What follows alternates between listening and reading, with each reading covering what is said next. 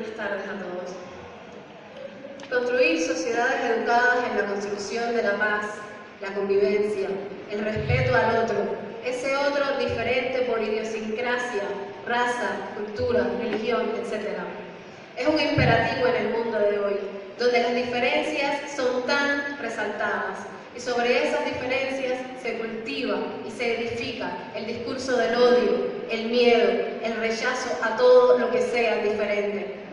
Judaísmo, cristianismo, islam y el resto de las religiones tienen en sus textos y discursos fundacionales ese concepto de diversidad y pluralidad que existe entre los seres humanos.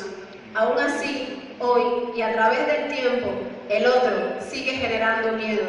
Y digo hoy porque, como se afirma en el documento firmado por el Papa Francisco y el imam Ahmad al-Tayyib, efectivamente estamos viviendo una tercera guerra mundial a trozos, con conflictos en varios países del mundo, una grandísima migración desorganizada y en la mayoría de los casos también desprotegida, el aumento de la pobreza, en un contexto además en que también están aumentando los crímenes en nombre de la religión. En este contexto habría que preguntarse, ¿pueden verdaderamente los grupos religiosos convertirse en un factor real de cambio para la construcción de paz? Primero y sobre todo habría que tener en cuenta que la construcción de paz y el cultivar una cultura de la convivencia y el respeto es algo que se hace a diario, no en momentos específicos.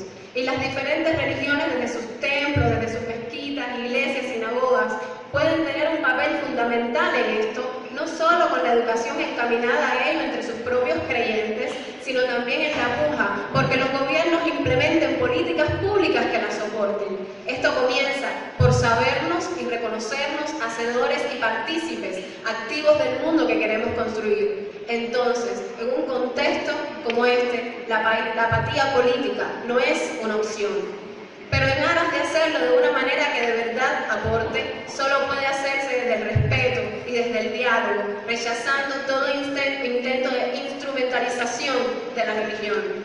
En el contexto actual a nivel global, signado por tanta violencia, pareciera que los musulmanes, de cual yo estoy aquí hablando por ellos hoy, tienen que justificarse constantemente frente a lo que dicen los grandes medios de comunicación, frente a lo que dicen que somos. Y contrario a lo que esos grandes medios de comunicación occidentales han querido hacer del Islam, los musulmanes tenemos un legado de tradición y construcción de un entorno de convivencia que tiene mucho que aportar a las sociedades de hoy. Primero, porque en la llamada época dorada del Islam se sabe que judíos y cristianos convivieron junto a los musulmanes y bajo su protección. El Islam acabó con las nociones de superioridad basada en linaje tribal que tenían las sociedades árabes en aquel momento y declaró que todos los hombres y mujeres son iguales y que los mejores son quienes realicen buenas obras. Los mejores son quienes realicen buenas obras, o sea, buenas acciones. El profeta Muhammad, paz y bendiciones sean con él, en su último sermón, antes de morir, dijo: no hay superioridad de un árabe sobre un no árabe, ni de un no árabe sobre un árabe, ni del blanco sobre el negro, ni del negro sobre el blanco, excepto por la piedad. Ciertamente, el más noble de entre ustedes es el más piadoso. En el Sagrado Corán, en la Sura 5, versículo 2, Allah dijo: A'udhu billahi minash shaitanir rajim, bismillahir rahmanir rahim, wa ta'awanu 'alal birri wat taqwa, wa la taqwa 'ala ta'awanu 'alal ithmi wal 'udwan. Cooperen en obrar el bien y impedir el mal, pero no cooperen en el pecado y la enemistad. El texto firmado por el Papa y el imam de Azhar el 4 de febrero del presente año reconoce la libertad como un derecho de toda persona, así como el derecho a ejercer la ciudadanía plena. Esto significa que todos los ciudadanos deben ser reconocidos y escuchados, deben tenerse en cuenta, ya sea que sus voces coincidan con las nuestras o disientan. De eso va precisamente la cultura del diálogo.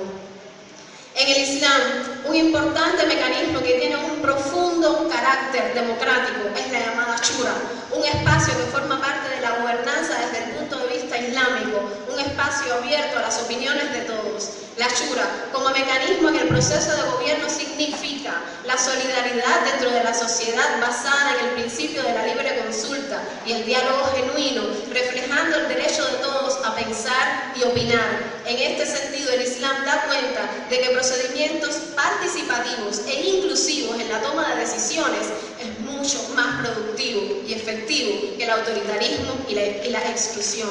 Pero es parte también de ese ejercer la ciudadanía plena, la construcción de sociedades basadas en la justicia social y la equidad, conceptos importantísimos que subyacen en el texto firmado por el Papa y el Imán. Es parte de la justicia social tener acceso al diálogo, no ser estigmatizado ni discriminado por sexo, género, raza, religión. Y es parte de la justicia social lograr una economía sustentable basada en la equidad. Entonces, es importante que también desde la economía se piense en construir paz, convivencia y respeto al otro. En el siglo VII, el Islam trajo consigo un sistema legal que acabó con la desprotección de sectores vulnerables como la mujer, independientemente de que aún hoy en muchos lugares del mundo la mujer está en una posición claramente desventajosa. El derecho a heredar, por ejemplo, que le dio el Islam en aquel momento a la mujer, era algo impensable para otras sociedades de la época y fue prácticamente revolucionario. En este sentido, la construcción de una economía basada en la equidad debe contribuir a proteger y empoderar a los sectores vulnerables, proteger a los ancianos, discapacitados, a los niños, a las mujeres y trabajar en el empoderamiento, por ejemplo, de las mujeres, de muchos discapacitados que además de recibir educación también pueden trabajar e insertarse en el mundo en el pleno ejercicio de su ciudadanía. La palabra Islam proviene de la raíz salam, que significa paz. Islam no significa terrorismo. Islam significa paz y sometimiento a la voluntad de Dios. Paz en el Islam es un estado de armonía física, mental, espiritual y social. Vivir en paz con Dios a través de la sumisión a su voluntad y en paz con los otros, evitando malas acciones sobre la tierra. Eso es realmente Islam. Rechazar todo acto de terrorismo, crimen, abuso del tipo que sea. Rechazar todo eso es parte intrínseca del Islam. No nos representa. Quien aspira a construir un supuesto mundo mejor o una supuesta realidad mejor desde la violencia, desde la masacre a inocentes, desde el abuso a sectores vulnerables, en primer lugar condenándolos a permanecer eternamente en su estado de vulnerabilidad, desprotegidos y sin recursos. Así como el Islam promueve la paz, la convivencia, la justicia, la equidad, también exhorta a la misericordia, palabras que están en el texto firmado por el Imán y el Papa. Las primeras palabras del Corán son Bismillahirrahmanirrahim, que significan en el nombre de Dios, el misericordioso, el compasivo. El Islam exhorta a los seres humanos a que cultivemos la misericordia en nuestras relaciones, no solo a nivel interpersonal, sino también en situaciones de conflicto. El Islam prohíbe esas llamadas bajas colaterales que tanto vemos hoy y que siempre son los ancianos, las mujeres, los niños. El Islam prohíbe terminantemente atacar a los civiles en situaciones de conflicto. Está probado históricamente que de los 23 años de la misión profética de Muhammad, paz y bendiciones sean con él, no fue sino hasta 15 años después de haber comenzado su misión que le fue permitido a los musulmanes defenderse físicamente. Durante esos primeros 15 años mantuvieron una actitud de no violencia idéntica a la de Gandhi. El permiso de defensa fue dado en el segundo año tras haber emigrado a otra ciudad, la ciudad de Medina. Eso significa que de los 23 años de su misión profética, solo durante 8 hubo algún tipo de confrontación física o armada. De cada uno de esos años hay que restar los 4 meses anuales que se consideraban y aún se consideran sagrados en el Islam. Esos meses suman alrededor de 3 años, lo que en la práctica se traduce que la respuesta a la agresión armada solo fue durante 5 años en la vida de Muhammad, paz y bendiciones sean con él. Durante todo ese tiempo el profeta del Islam intentó evitar todo tipo de confrontación y aceptó firmar pactos y tratados donde incluso aceptó condiciones que otros en aquel momento tildaron de humillantes, lo que da muestras suficientes de que siempre se inclinó a crear condiciones para la vida y la coexistencia pacíficas. En el documento también se rechaza el extremismo y hoy que tanto se habla de extremismo islámico es un tema que nos toca muy de cerca a los que practicamos el Islam, por tanto no podía pasarlo por alto. Hoy cuando se dice que alguien puso una bomba en algún mercado de Afganistán, a eso se le llama terrorismo islámico. El terrorismo islámico no existe. Esas dos palabras se contraponen como se contraponen sus conceptos. El terrorismo no sería más acertado decir, es un acto de extremismo religioso basado en el desconocimiento de la religión y en su plena tergiversación.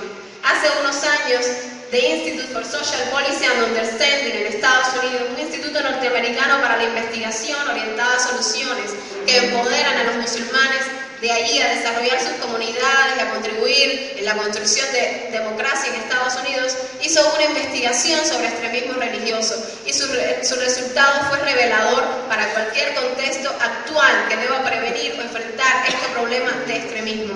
La investigación reveló que entre más alejado está un individuo de su comunidad religiosa, más propenso es a convertirse en parte de grupos extremistas. Repito, la investigación reveló que entre más alejado está un individuo de su comunidad religiosa, más propenso es a convertirse en parte de grupos extremistas. Por tanto, nos corresponde a las comunidades religiosas prevenir y trabajar en la constante educación del respeto al otro, del derecho al otro de existir, primero que todo, de existir. Ni el Islam, ni ninguna otra religión podría estar de acuerdo desde sus textos fundacionales a jugar el papel que solo tiene y solo le corresponde a Dios, el de juzgar y el de quitar la vida. El resultado de los conflictos armados tiene un costo muy alto en términos de vidas humanas, sueños truncados, desarrollo que se queda solo en la esperanza, traumas a largo plazo que cargan las víctimas y sus descendientes. Yo misma durante mi vida he tenido la experiencia de conocer de cerca situaciones tan tristes. Recuerdo el día que hablé con mi profesora de Corán por teléfono, su voz quebrada cuando me decía que su familia había tenido que huir de la casa donde había crecido toda su vida después de una noche de desvelo al ruido de las bombas que caían sobre Saná, en Yemen. Conozco de cerca la historia de un musulmán palestino preso en Guantánamo injustamente durante 13 años. Conozco la historia de musulmanes latinos, hijos de torturados en la dictadura de los años 70 en Argentina. Y estas son apenas algunas historias. Sí, el costo es alto, muy alto, y la reparación, la verdadera reparación de esas realidades, muy larga. Allah dijo en el Corán, en la sura 49, el versículo 13, «Oh seres humanos, los he creado a partir de un hombre y de una mujer y los congregué en pueblos y tribus distintos para que se reconozcan los unos a los otros». ¿Para qué se reconozcan? Esta es la evidencia que nos presenta el Corán. Pero la experiencia también habla por sí sola y nos dice que la diversidad existe desde siempre. Así fuimos creados. Las nociones de convertirnos a todos en un ejército de idénticos y homogéneos son peligrosas porque no comprenden ese principio básico de diversidad que nos hace ser precisamente quienes somos. Muchas gracias.